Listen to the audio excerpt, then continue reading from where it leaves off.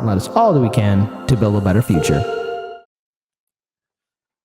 So Tulsi Gabbard and Glenn Greenwald went on Fox News. I know, corporate media, but it's interesting because this has to relate to my interview that I did with Due Dissidents. They were on the show, especially when it came down to talking about the recent leaker at the Pentagon who sent out that classified information and how a lot of MAGA Republican voters are, and yes, there's progressives out there, but it seems only on Fox News are really talking about the significance of these leaks and what it really says about what's happening here and how the American people are being kept in the dark. Now, mind you, again, look, folks, if roles were reversed and there was a Republican in the White House, Fox News would be on the warpath of saying, this person must be hanged by their feet. Because, you know, let's face it, it's one big game. And, of course, corporate media and CNN would be like, this person's a hero. Because remember, it wasn't too long ago, corporate media loved Julian Assange just a little bit. Maybe just a little bit. Just a little bit. But I want to play this video. First was Tulsi Gabbard in regards to this story. So let's go ahead and pull this up for every one of you to enjoy. So let's check it out right now. Would you see him as a whistleblower or somebody who betrayed his country, or is it something more complex? You know, I think like Pete said, we don't know much about what his motives were, any information about him or his background or anything else. But I think we're missing the real scandal here, which is how much the mainstream media is working to cover up the truth from the American people of what is actually contained in the information, the documents that he released. You know, they're talking a lot about the documents, but not actually the information that was there. They can't even claim to be doing it in the interest of national security because allies and adversarial governments across the world have access to that information, but somehow we, the American people, are not able to actually know it. And that's the real disservice here. Is what do you think that the media, I would say the corporate media, and I would include, you know, parts of Fox as well, are so, it's not like they're pro-war, but if you just raise a little bit of skepticism, you get that, oh, you're a Putin love. Don't forget Fox News. Fox. You think we forgot the war in Iraq, buddy? The war on terror? Oh, you're not for the war. You're not for the troops. You're a traitor. You support the terrorist. You're a terrorist sympathizer. Come on, Fox. I like how Fox News is kind of maturing just a little bit. But come on.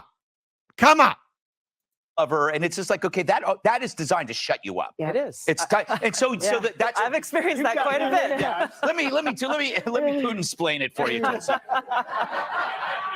it's like, you know, don't get mad at us because we're interested in the leaks if you've been trying to tell us to shut up forever about voicing any curiosity. Exactly. I mean, that just speaks to the power of the uniparty, the war machine, the military-industrial complex, and how directly tied the mainstream media is to that war machine. This is not the first time we've seen this. We saw it, what was released in the Pentagon papers. We saw with the Afghanistan papers how, you know, over 2 decades, the media covering up for the military-industrial complex. And so this is the real problem here, is that when we have journalists who are unwilling to do their job and tell the truth, then we have a real threat to democracy, because then we, the American people, can't know really what's going on. Mm-hmm. Now, I want to pull up this video as well of Glenn Greenwald on Fox. Who posted a massive haul of U.S. intelligence documents. The next day, the FBI arrested 21-year-old guardsman Dak Teixeira, who was trying to impress his friends in a chat room. Now, before the alleged leaker was identified, National Security spokesman John Kirby said the media shouldn't touch this top-secret material. This is information that has no business in the public domain. It has no business, if you don't mind me saying, on the pages of front pages of newspapers or on television. Joining us now from Brazil, Glenn Greenwald, the Pulitzer Prize-winning journalist who hosts a nightly show on Rumble. I want to start with Jack Kirby's admonition to the media before the leaker was arrested. Is it a reasonable plea to ask people not to publish when the stuff is on social media and accessible to folks around the world? Of course not. It's already out in the public. But I think the bigger point, Howie, is one of the things we have to realize is the U.S. government abuses its secrecy powers. They essentially label every document classified information. When I was working on the Snowden archive, hundreds of thousands of documents, if not more, There were documents that were so banal, like ways to get your vacation days or your parking credentials, that would be labeled classified, which means it was illegal to leak it, even though it has no value at all. So a lot of times what the government says is top secret or classified isn't harmful to leak at all. What they often are, though, are secrets the public has a right to know, such as how much more we are involved in Ukraine than the government has said. That's in the public interest, and of course journalists should describe that. Yeah, and I will come back to that. We invited Admiral Kirby on this show, but the White House turned us down, as often happens. The day What? The White House is afraid to go on Fox? What could possibly go wrong? before the arrest of Jack Teixeira, the Washington Post reported that the documents were posted by a young gun enthusiast who worked for the military on Cape Cod, shared his stuff with a chat group, and you accused the paper of doing the bidding of the U.S. security state. Isn't it a legitimate news story? No, it's the job of the FBI to catch people who leak classified information. As a journalist, those are the people we cultivate. Those are the people we rely on to do our jobs. Every single day, Howie, the New York Times, the Washington Post, NBC News, Fox has stories along the lines of senior officials told us X, Y, and Z, and they claim that this information is classified. The difference here is that this person didn't give this material to the New York Times or the Washington Post, and so bizarrely, they went on a hunt to find him and out him. And even the New York Times military reporter said, although he deleted it, ironically, if he had given the documents to the New York Times, we'd be doing everything to protect his identity instead of exposing him. I think it's incredibly bizarre for media corporations to unearth sources and leakers. Now, we're going to stop here. Now, again, look, we talked about this on an earlier show.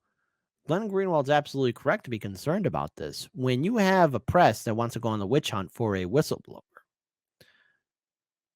it really calls into question who's giving the marching orders. Remember, like case in point with the Hunter Biden laptop story, all the establishment media was dismissing it. Twitter and Facebook were doing everything they could to prevent people from sharing that story on social media.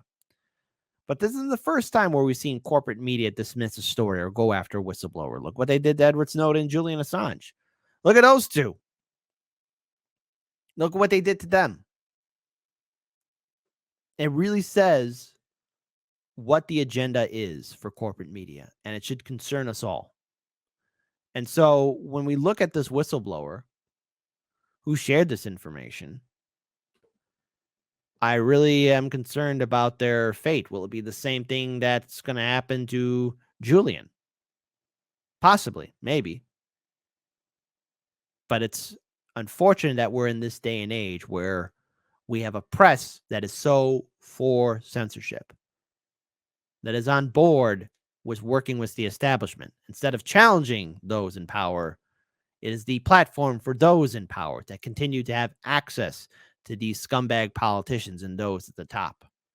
This is why we need independent media, folks, because nothing's going to fundamentally change unless we start stepping up.